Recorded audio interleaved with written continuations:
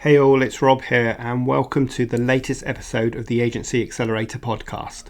Now, in this episode, I'm really excited to have my guest, Steve Bustin, with me today, talking about everything to do with public speaking. Now, Steve's going to share with us some of the twists and turns of his career and how he eventually arrived at being a public speaker, trainer, and a compere. And most importantly, he's going to help us overcome some of the fears that we all have when it comes to public speaking. He's going to talk about what the ideal structure of a talk or a presentation looks like, and he's going to give us some really good tools and tips to help us be confident when it comes to public speaking. So this applies whether you are standing up in front of an audience of 100 people, whether you're running a workshop, whether you're pitching, or whether you're standing up in front of your colleagues in the office. All of the tools and ideas and tips and techniques that Steve is going to share with us today are applicable to you. So come on in and join me for this week's Agency Accelerator. Accelerate your agency's profitable growth with tools, tips, and value-added interviews with your host, agency owner and coach, Rob DaCosta. So let's get going with today's podcast. I'm really excited to have with us today Steve Bustin. Now, Steve is a business communication specialist who works with organizations and individuals who want to engage effectively with their audience. Through his business, Get Your Voice Heard, he works primarily as a keynote speaker, a public speaking coach, and a communications consultant. Now, Steve is also currently the national president of the Professional Speaking Association in the UK, and he was named UK Speaker of the Year in 2015. He's also the author of two books, The Authority Guide to Presenting and Public Speaking. Now, I've read that book and shared it with some of my clients, so I can recommend it, and also The Authority Guide to PR for Small Businesses. So welcome aboard, Steve. As a way of introduction, I know that you've evolved your business over time, and I also know that my listeners are really interested to learn more about that. So could you just give us a bit of insight into your background and how this evolution came about? Yeah, of course. Rob, I have to say, it's great to be here, and thank you for inviting me. So my business has definitely changed and transformed over the years, sometimes by design, and it has to be said, sometimes sort of really just accidentally or just sort of it's just happened organically. So I'm actually a journalist by background. I started my career in BBC News, working across radio and TV news bulletins. And I then left the BBC to move into PR.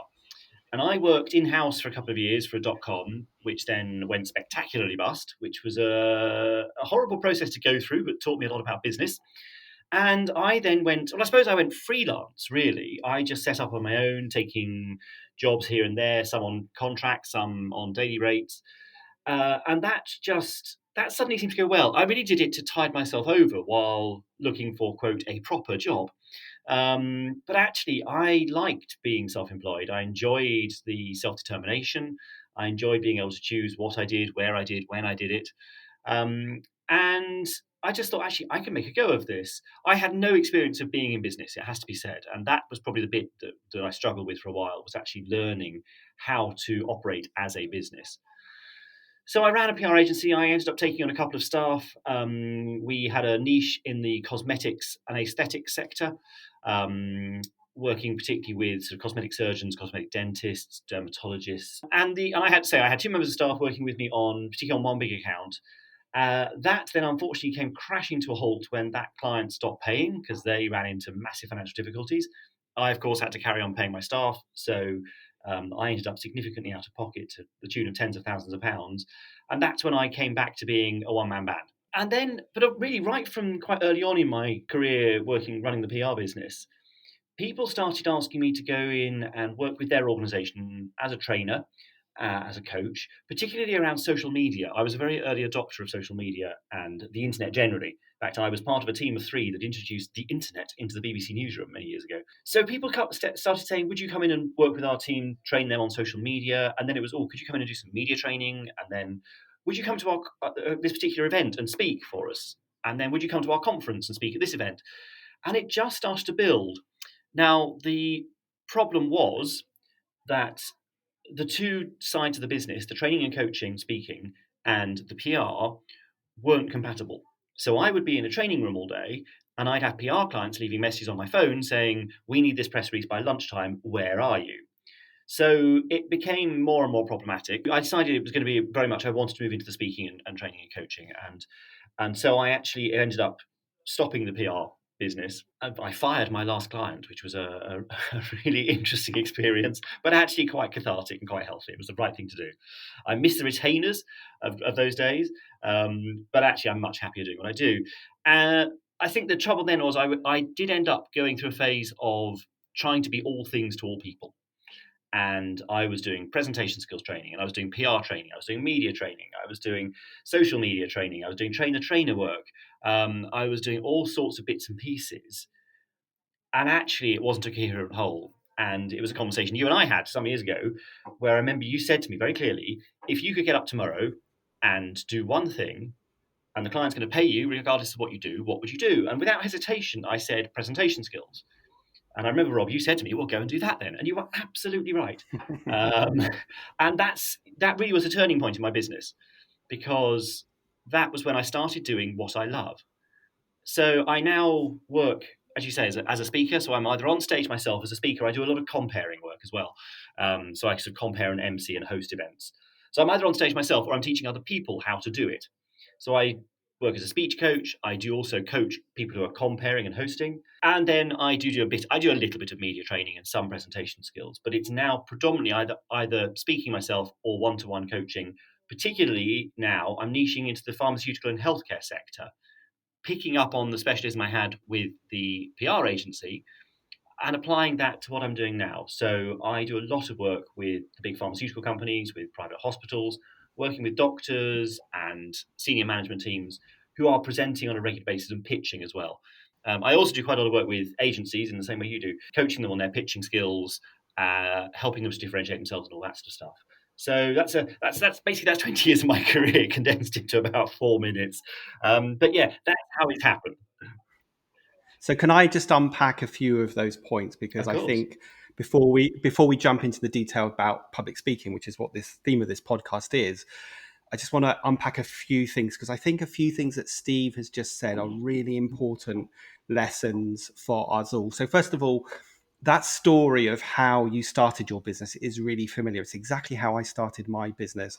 I'd sold my agency. I was freelancing for a while, and you kind of grow from there. So sometimes, businesses take a life of their own and you're led by opportunities. So I think that is going to be a really familiar story for a lot of people. A lot of people start out as freelancers, then they have capacity issues, so they decide to either outsource to more freelancers or bring in their first member of staff. And that moment you make that decision to hire that first member of staff is the minute you've decided to switch from being like a solopreneur freelancer to actually growing an agency. So I think that's one point that a lot of people will relate to. The second point, I think that you talked about losing that big client and that forced you to sort of restructure what you were doing, is a big risk for us all. And in fact, I'm actually recording this while I'm still in Cape Town, and I met with a Cape Town agency the other day, and they work for, I guess, the equivalent of Boots in the UK. It's a company called Clicks out here. And that is really a huge account for them. And they have the same kind of risk of all eggs in one basket and what happens if they lose that piece of business. So that's definitely something that we all need to be mindful of. We need to work hard to mitigate our risk. And the other thing that I think is really good for you, Steve, that in that decision is about sometimes we need to be brave, and firing that last client and changing your business from the retained PR model to a much more uncertain role in the public speaking space is a really big, brave decision to make. I'm really glad that you made it. And I think a lot of people kind of keep themselves in their comfort zone and don't make those decisions. And just to tie onto that before I hand back to you, also what goes with that is that when we do something we love doing and we're passionate about, money always follows that, even if it feels really scary at first. When we chase the money, we never enjoy what we're doing. We never can be as financially successful as when we do something that we love, that we can, sell to people. Money always follows that. Yeah, completely. And I say to people, if you get Sunday night blues, you're in the wrong job. If you find yourself dreading going to work or just doing it with a heavy heart, change. Life is too short to spend your time doing something you're not enjoying. And it was one of the reasons I got out of PR, because actually I really fell out of love with PR. And I was doing it just because it was what I did and it brought money in. Yeah. but I didn't love it. One of the things I've always said is PR is telling the world about the interesting and exciting things that other people are doing. That's what you're doing when you're in PR. You're not actually necessarily doing something exciting and interesting yourself. You're telling the world about what other people are up to. You also in PR have this problem, I'm trying to avoid using a particular phrase here, but should we say, you cannot polish something long and brown and smelly, because actually, I think you know where that phrase is going. It's the problem with PR is you are always only as good as the stories your clients can provide you with. So yeah, I got to a point where I wasn't enjoying it. It wasn't creative. It wasn't playing to my strengths. I was in far happier doing the coaching and training and the speaking work. And so yeah, I mean that moment when I decided to stop doing PR was a revelation in many ways and was a relief. I gave the client 3 months notice, so it wasn't an immediate thing. But that first month, when I didn't have a retained fee coming into my account, was a shock to the system. Even now, and that's 7 or 8 years ago now, at least. Even now, I still miss that, and I do have some clients who actually I do work with on retainer from time to time. But my income is more variable now. There's no two ways about it. It's interesting to know, though, that there seems to be a trend at the moment of agencies or clients moving away from the retainer model. That's just a big conversation that I have a lot with my agency clients at the moment, that more of their customers want to work on a project by project basis, and the retainer model is disappearing a bit. So I kind of feel like Yeah. even if you were still in the PR world, you might be forced into a similar model to the one that you're on now. Yeah, absolutely. And I actually think it's healthier. Now I've come out of that role, I think it's healthier in many ways for both client and agency to be on a project basis with clear parameters, a clear scope. I think when you're on a retainer, it's far easier for mission creep to start, and I think it's far easier for agencies to overservice and not charge for all the hours they're Definitely. working. So actually, Yeah, I think it's a definitely. healthy way of doing it. And again, I suspect a lot of agency owners might hear that and go, "Oh crikey, no! I need to know that I've got that money coming in every month." I think, yeah, be brave, take that jump, try it with a couple of clients, see how you go. And I think it's actually a much healthier working relationship. Yeah, I agree with you entirely. And, a common conversation I have with clients all the time is about value pricing and value selling, and, not selling time, and how to manage over servicing, and how to deal with clients who forget what they agreed at the beginning of the retainer and 6 months later want something else, or unhappy when you don't deliver that something else, even though it's not included in the fee. So there's a whole different podcast there that we can unpack around that. I think Yeah. I think it's episode 9 of my podcast. I spoke about my month in South Africa and what I learned.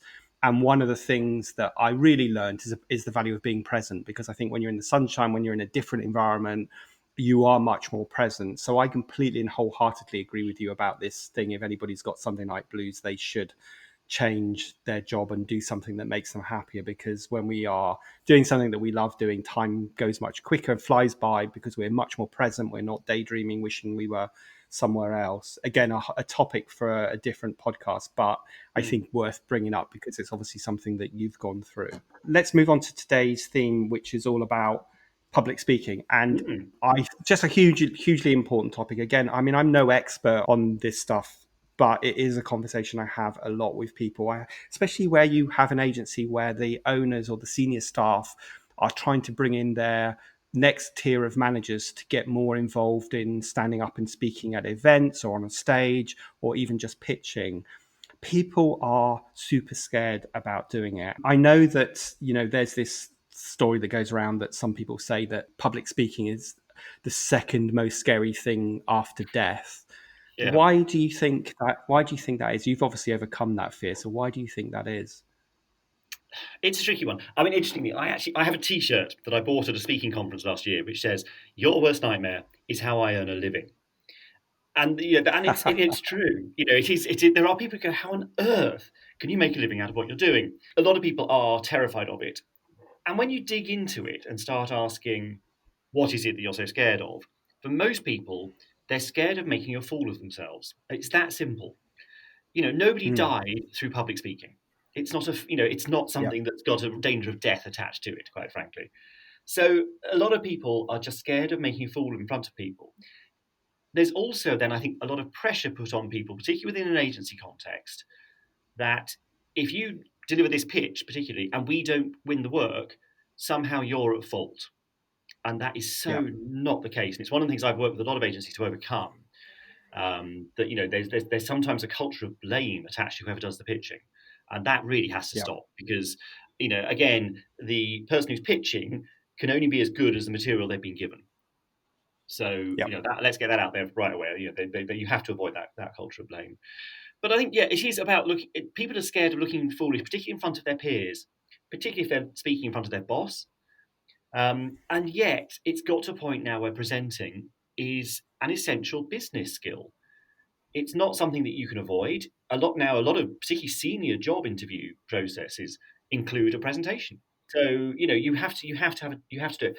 I'd also say within an agency, you have to have a number of people who can do it. Partly because every pitch is different, and you might well need to play to different people's strengths within your team. It's also because you need an understudy.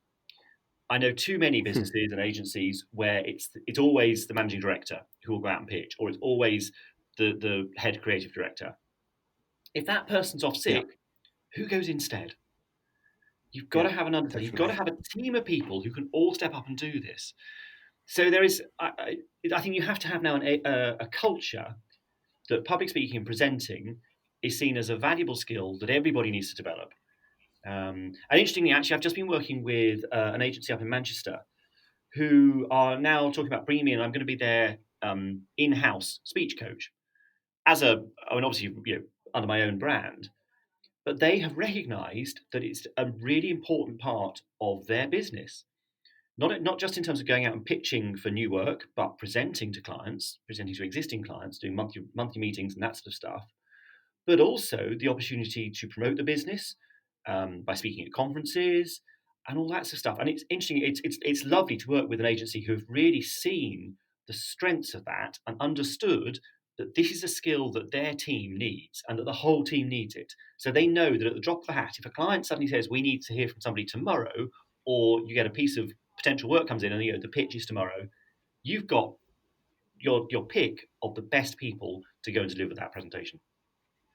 Yeah, that's fantastic. It's really interesting. I always say that in the agency world, we train our staff to be technically competent or whatever it is they do. So they might be learning how to use a software package, they might go on a writing course, they might go on a graphic design course.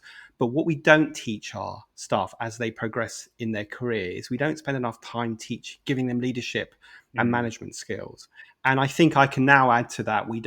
Part of that development of people is being able to stand up and talk. Yeah, And absolutely. I think it's really interesting that in smaller agencies where you've got a very strong owner manager who is definitely still the figurehead for the agency, they are definitely the person that goes out and does the pitching. They know they're very knowing people, so they want to jump in and Yeah, say their piece. So they don't always make space for other people to contribute as yeah. well. I remember sitting in a PR pitch with a client of mine, so I was kind of one of the people sitting on the other side of the table. And this agency came into pitch, and it was that classic thing where it was the guy who was the owner of the agency, and there was a bunch of much younger people, and those people could not get a word in edgeways. He was very knowledgeable, very articulate, but of course you knew damn well that he wouldn't be the person that worked on that account. Yeah. So he wasn't giving any space for these other people to build any kind of empathy and credibility with the client. And of course, they didn't win the business. And I think that is a sort of classic thing as well. So I think when agencies are developing their team, they can't just give them those technical skills. They've got to give them the skills to be great leaders, which means, the leadership and management skills, but it also means the ability to stand up. I always say, like, the ability to walk in a room and have that air of confidence and be able to communicate accordingly. Yeah. So I think it's fantastic that you've got a client that is recognizing this and is bringing you in to actually support the development of that skill within the team. What's really interesting for me with this team is that they brought me in initially just to coach somebody in their organization who was going to compare a client-facing conference. That suddenly then turned into a job where they wanted me to go in and work with about 10 of their team members who were all speaking at this conference. I then was pulled in the day before the conference to rehearse them through the entire thing. We ran the entire thing through several times. And then I was there on the day to critique. I took lots of notes, and then I had one-to-one Skype calls with each of them afterwards to feed back to them, to work out. And now they've come back and said, okay, we want this to become an ongoing program. Now we've identified who are the strong speakers, who need more help, how we can push the strong speakers. And that's the thing. If you've got somebody who's a strong speaker, that doesn't mean that they don't need some sort of improvement, shall we say. There are still ways that they can be improved and new ways of trying things. So I think it's interesting that there are now companies realizing that, as you say, the ability to walk into a room and speak with confidence, to represent the brand, to represent the agency in a way that is confident, creative, and engaging is vital. And if you've got team members who can't do it, you've got a problem. Right. So let's just play that one through a bit. So I'm account director and I'm being promoted to an associate director in an agency. And I'm really competent in many things. I'm a great leader. I do great client work. I'm good at strategy, but I avoid putting myself in front of an audience. And I'm being told that that's holding me back in my career. So they brought Steve in to support me. And I talked to you about having that fear of making a fool of myself, fear of standing up in front of people, and what happens if. What would be the sort of first few bits of advice you would give me, or the first few things you would do to help me overcome some of that negative talk that's going on? The first thing I do with virtually every client I work with is I get them to present to me off the cuff on something they're passionate about, something that is completely unrelated to the business. And just to talk to me, even just for 60 seconds or maybe 2 or 3 minutes, because that's what we've got to find is their passion. Because if you've got to have passion for whatever topic it is you're presenting on, and if you haven't got passion for it, how on earth are your client expected to have passion for it? So that first thing I'll do is I would actually get them to present, because one of the things we need to do is to see how they come across, and we can, straight away you can normally see where the issues lie, and it's so often it's things they've been told in the past. Oh, I know I speak too fast, or I know I say and a lot, or I know I fidget a lot, or I know I'm really monotone, and so often they're not. It's just somebody at some point has told them that, and that has just become their narrative. So a lot of my time is spent breaking that down. And sometimes, yes, you do need to work on things like vocal variation. You might need to work on their animation. You might need to work on their ability to engage with an audience. But so often, actually, it is breaking down those, as you say, the negative thought patterns, the things they've learned, the things they've been told, to start to find the presenter. And what I always do is work with people to find their personal presentation style. We all present differently. And you have to work out how you present, how you come across, and hone that. I mean, I have had people come to me saying, can you teach me how to speak like you on stage? And I'm like, no, I can't. I can teach you how to speak like you. And quite frankly, why would I produce lots of mini-me's who can speak like me? I don't need the competition. But actually, Such a good point, though, because we need to be authentic, don't we? And completely. we need to be authentic to ourselves. And if we're Yeah. not, then we come across as fake, and people see through that, even if we're articulate. Yeah. I mean, and my heart thinks when people come in going, oh, can you teach me how to speak like Richard Branson or Gary Vee or whoever? And I'm like, oh, really? Let's find how you speak. Let's work with that. Let's do something more interesting. Don't try and copy somebody else. Yeah. So I think it's interesting. It's a quick story here that I'm sure will resonate with you and is relevant to what you just said, is that I was running a workshop years ago for a company, and I split the group into 2 groups, and they had to go away and do a bit of work, and then someone had to come back and present. And the only rule about the presentation was that it couldn't be the senior people in the group. It had to be a more junior person, so that they got some practice at standing up in front of their peers, which, as you said, is one of the scariest things. Yeah. And this person stood up and she said, before I start, I just want to say I'm not very good at public speaking. So I was like, whoa. I was like, whoa, time out. And we spent the next 15 minutes talking about why that was a really bad thing to say. Yeah. And you know what? When she finally did do her bit, she was perfectly fine. But of course, as I explained to her, when you start off by saying something like that, what's the audience looking for? They're looking for every piece of evidence to support her assertion that she isn't very good. Yeah. So, yeah, and when she finally did her speech, of course, she was perfectly fine. But, by standing up and saying I'm not good at speaking, the whole audience is looking for evidence to support that assertion, which wasn't the case. So I think a lot of the time, I guess you have to change that internal dialogue that people have about their experience of speaking. And like you say, it could be based on one bit of feedback they had many years ago. Absolutely. I mean, I often say to people, what's the worst that can happen? As I said, nobody dies from public speaking. What's the worst that can happen? You end up looking foolish. And it's like, well, how would you end up looking foolish? And then people start saying, well, if I don't know what I'm talking about. And it's like, you know this stuff inside out. Of course you know what you're talking about. You've just got to be able to put it across properly. And I think one of the big issues is that a lot of agencies won't give people rehearsal time for presentations and pitches. And like the deck's being put together at midnight the night before, and they go into a presentation or a pitch, and this is the first time they've said it out loud. It's in front of the client. Crazy. And you think an actor would Crazy. never go on stage without rehearsing. A lawyer would never stand up in a court of law without rehearsing their arguments. Why on earth would you stand up in a presentation or pitch without rehearsing? And that a lot of the time is cultural. It's not just so it's not just that people don't want to, but it's the culture is we'll do it last minute, we'll throw it together, or else even the worst thing is we'll just pull together somebody else's deck and give it to you, and you have to go and present it. I'll give you a real example of this because it happened a couple of months ago. I was with doing some one-to-one coaching with someone, and she is exactly in the journey that we've described as stepping up, having to do more public speaking and pitching. And she was going in to present a yearly plan for a client, but the MD, who's very good but slightly disorganized, hadn't given her feedback. And she finally gave her feedback half an hour before the presentation, and the feedback meant she had changed a load of the slides. Oh no! And I think what she forgot was that she might be able to wing it, the MD, but the more junior person will not. And of course, that made it. She was starting on a negative playing field before she even got going. Yeah. And I do think there is a problem. And it's interesting you use the phrase "wing it." Nobody should ever wing it. This is a professional presentation. Nobody should be winging it. But just to go back to what you said just now about the woman who was putting herself down by apologising, it's really common. People starting a presentation with an apology, and it just sets you off on the back foot. It puts you off on a negative. I was speaking at an event last night in St Albans, and one of the other speakers, in his introduction that the compere read, actually apologised for being very highly qualified with Google.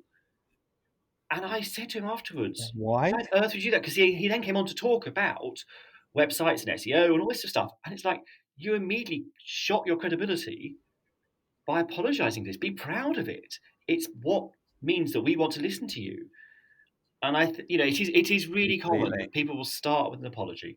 And they'll start on the back foot. And it's such a shame. You have to start confidently. The opening minute of a presentation is the most important minute. The close runner-up is the final minute. So on that note, can you just give us a kind of a shape of what a great presentation would look like in terms of structure? I mean, the old cliche of having a beginning, a middle, and an end is true. Most presentations do need an opening section, a middle section, which is all your content, and then a closing section. But the opening and closing do serve specific purposes. The opening has to set a tone, and it also has to grab the audience. It also has to tell them why this is relevant to them. And a lot of people, the most boring opening is you'll have a slide with the title of today's talk or pitch, your name as the presenter, today's date, a Twitter handle, and a logo. And it's just dull. Right. And it looks like every other presentation you've ever seen. And it's like, why would you set out to make your presentation look generic? It's like using stock shots. Why would you use generic photos to make your presentation look generic? I don't get that at all. So an opening has to grab people. And that might be with a story. It might be with a starting statistic. It might be with humor, if that's appropriate, depending who the client is and what your brand sort of style is. It might be with an image. It might be with a video. Something that grabs an audience, sets a tone, and gets you off on the right foot. You then go into your content, and your content does need structure within it. And I would say, on the whole, structure your content around three main arguments. It's very rare for any audience to be able to remember more than three arguments. But then when you come to your closing needs to achieve three things. It needs to have a recap or a summary of your main points. It needs to have a call to action. What do I want you, the audience, to do as a result of what I've just told you? And if you can't come up with a call to action, I would question whether you should give the presentation at all. And the third thing the closing needs to do is it needs to leave a strong final impression. And again, that might be an image, might be a video, might be a story, might be a statistic, whatever. But don't just peter out. I see too many people and it's like, click, click, here's the last time. Oh yeah, that was it. Thanks. Yeah, I'm running out of time. I better kind of get off the stage. Yeah, or even worse, yes, I'm running out of time. And I'm going to flick through the last few slides. Go, no, you don't actually need to see these. It's like, that's just awful. So you've got to think, that opening and closing, and it's one of the things I spend a lot of my time doing when I'm working with clients, particularly agencies, is helping them to come up with strong openings, strong closings to their pitches and presentations, partly because it will help them to differentiate themselves. If everybody else comes in, and it is such a cliche now that, if you're pitching, you start with your credentials. This is who we are. And it's like, okay, that's what everybody else is doing. Are you like everybody else? And I think it's one of the biggest problems facing a lot of agencies is differentiating themselves from their competitors. Because if you are, for instance, a digital marketing agency, you have pretty much the same tools at your disposal as every other digital marketing agency. If you're a PR agency, you have the same set of journalist contacts and media outlets that every other PR agency has. You don't suddenly have a whole new set of influencers that nobody else has access to. So differentiation is a real issue. And in the pitch situation, the presentation can be a great way to differentiate yourself. And I sometimes post some quite challenging questions to people. Do you need slides? Some of the best presentations and pitches I've ever seen have not used slides. They might use props. They might use hand-drawn images. But there are other ways of doing things that can make you stand out just by the style and the creativity you show. You're a man after my own heart, really, because this is a topic that I talk a lot about clients. And I always say, if you're really brave, go into a presentation or a pitch without a deck at all, get a whiteboard and a pen and engage the audience straight away, because this isn't about you, it's about them. Yeah, so completely. You don't always know who the audience is going to be in a pitch.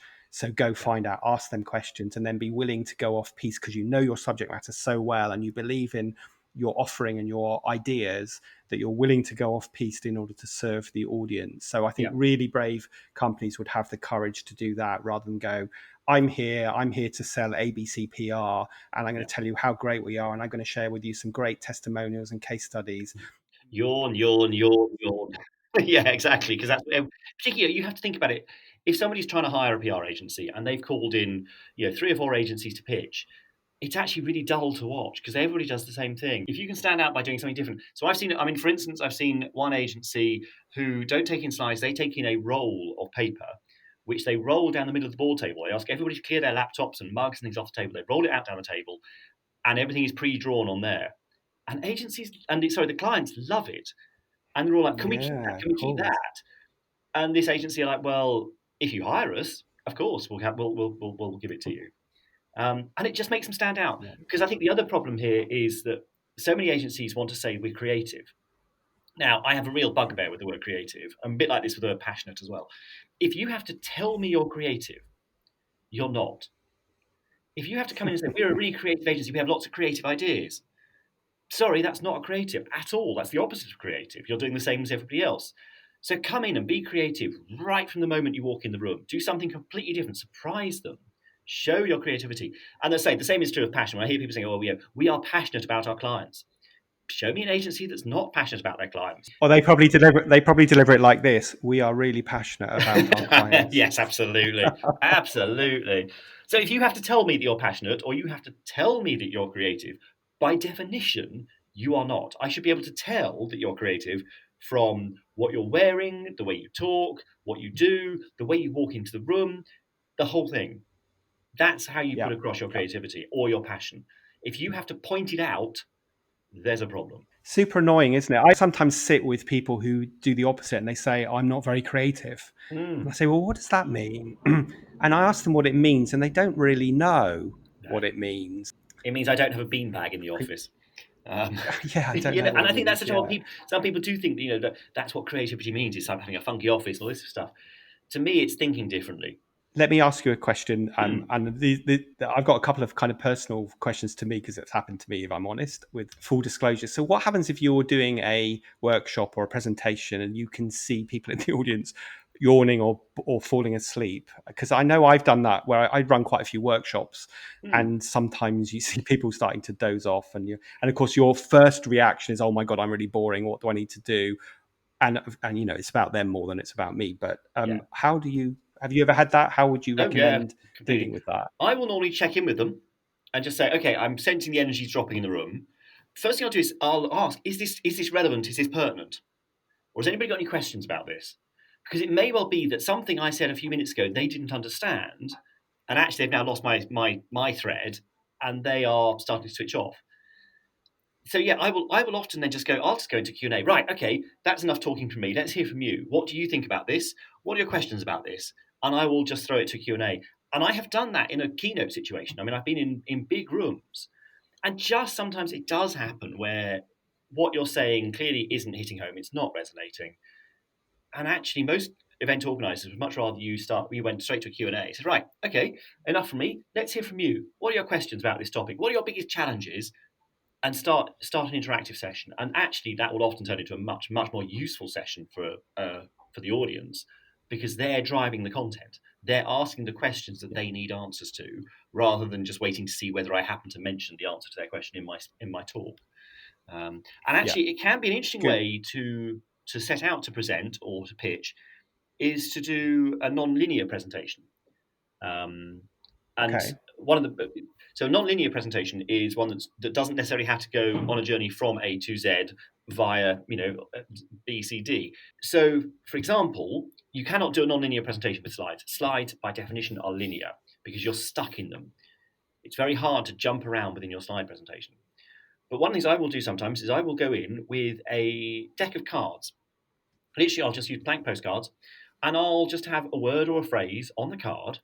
And I'll go out into the audience, or I'll go to the room, sat around a board table, and I'll ask people to pick a card, read the question or the phrase on the card, and then I will talk about that.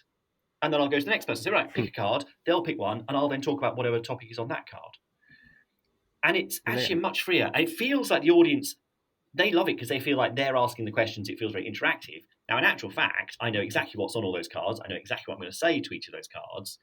So, I can prepare it.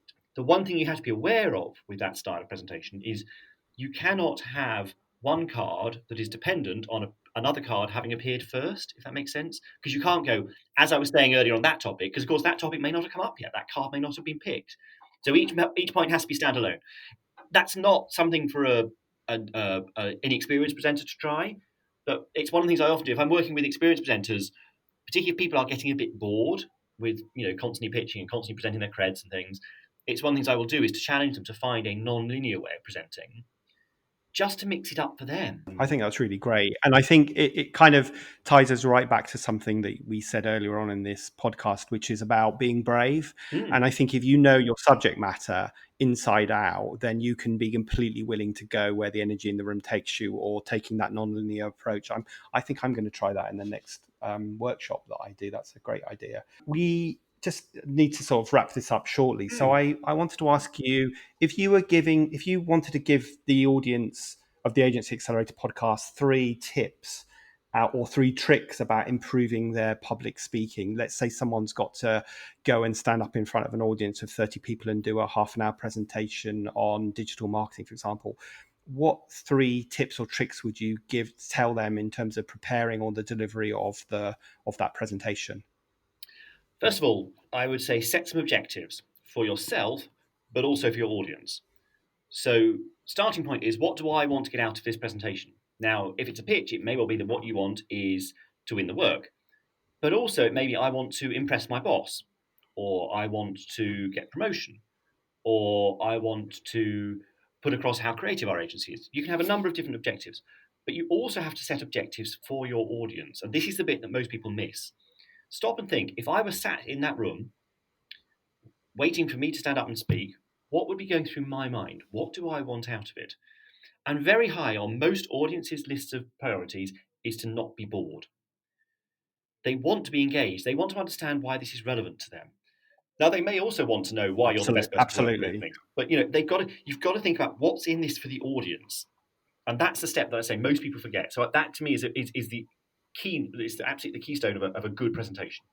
Is setting objectives for yourself and for your audience. And once you've written your presentation, you can then look at those objectives and think, if I present what I've just written, will I meet my objectives? Will my audience meet their objectives? Yes or no? And then you can adjust accordingly if you need to. I guess that implies you sometimes need to do some research on your audience, because sometimes we don't know exactly the types of people that are going to be in the audience. So we probably need to ask the organizer or get a sense of who those people are so that we can set objectives for them. Completely. I mean, even if you're going into a small meeting or a pitch, ask in advance who's going to be in the room.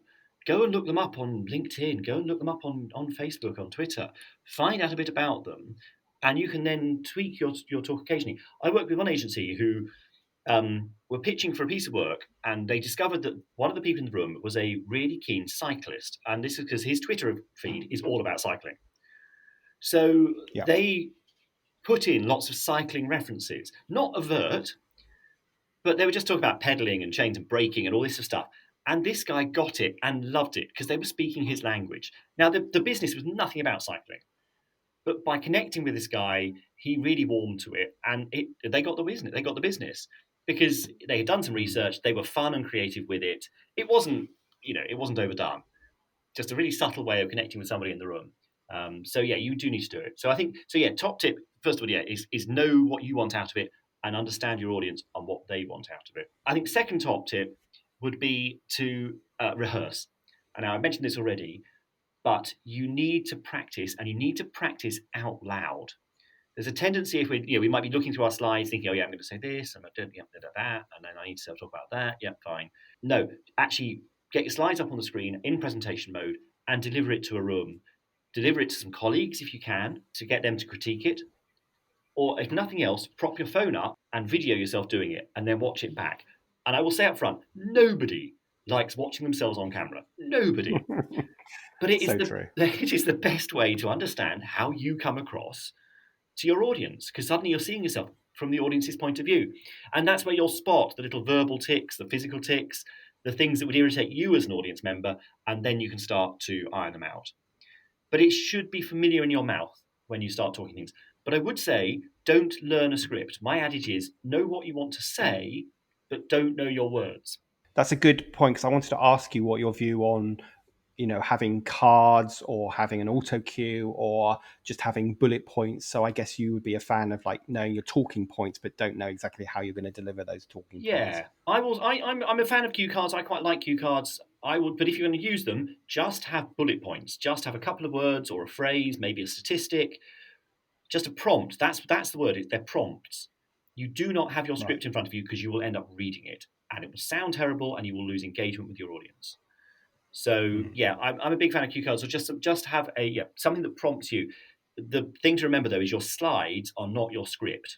It might be that a slide prompts you to say something, but it is not your script. The words you are going to say are not on the slides. Just be really wary of that. So that's my second top tip is make sure you rehearse, practice, and even if you've presented something regularly, practice it again, freshen it up, make sure it feels fresh in your mouth. I think my third top tip is be in the moment. There's an old tendency, particularly when presenting, for people just to be in their head, almost in their script, and they're not really aware of what's going on. And interestingly, actually, the event I was speaking at last night, one of the other speakers, a phone went off during his talk, and he didn't flinch. He didn't even acknowledge the fact this was happening. And to my mind, because of course the entire audience was like, oh, whose phone's that? As one poor soul goes scurrying into their bag to try and find their phone to switch it off. But I always think, if something happens, acknowledge it. Be live, be in the moment. So, I mean, for instance, if I'm speaking on a stage or an event, or even in a meeting, if somebody's phone goes off, I will always just turn around and say, if that's my husband, tell him I'm busy. And it always gets a laugh, and it acknowledges the fact that the phone's gone off, and the audience relax. Because if you haven't acknowledged what's going on in the room, the audience tends to start getting tense because they're like, well, is he aware of that? Has he noticed? And if you acknowledge it and say, it doesn't bother me, it's fine, be in the moment with it. And one of the things I do with quite a number of my clients, if they're struggling to stay in the moment, is I will encourage them to go and do some improv, because that's all about being in the moment, responding to what's happening, and building on it. And if it's a lot of people go, oh my God, I can't possibly make it up on the spot. Oh yes, you can. It's great fun. If you go to a decent class, they will teach you how to do it in really, really simple ways, and it's just so much fun.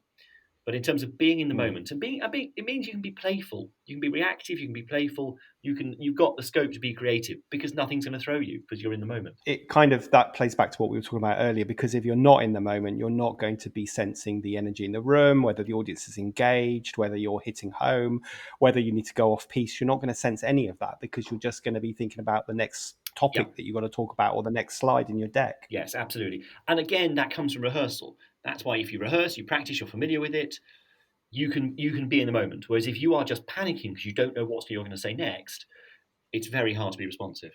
So yeah, it's actually all Brilliant. part of the same process, really. Yeah, so listen, those three really, really good tips, and I kind of sense that you and I could probably go on talking for Oh yes. another hour or two about this, but we unfortunately need to wrap up, so we definitely need to get you back to delve into this topic in a bit more detail because there's a lot more we can uncover. My last question, Steve, that I'm asking all my interview guests from a business perspective is that, and this is putting you on the spot a bit, I appreciate, but if you could go back in time and give your younger self a bit of business advice as you were starting out in your career, either when you started your PR agency or right at the beginning of your career, what advice would you give yourself? Oh, good question. Isn't hindsight a wonderful thing? I would say what I would say to my younger self is play to your strengths. Know what you're good at. Don't be scared or don't be ashamed of what you're good at. I've always been somebody who enjoys standing up in front of an audience. I was that kid in assembly at school who wanted to stand up and do things. I was always doing readings at church and all that sort of thing. So I've always enjoyed it, but it took me a long time to recognize that that was actually a useful, usable, sellable skill.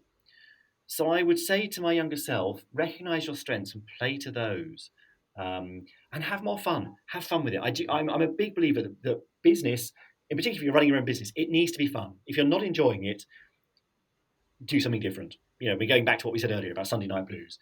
You have to have There has to be enjoyment, there has to be satisfaction, and not just monetary satisfaction. If all you're doing it is to generate money, I think that's a problem.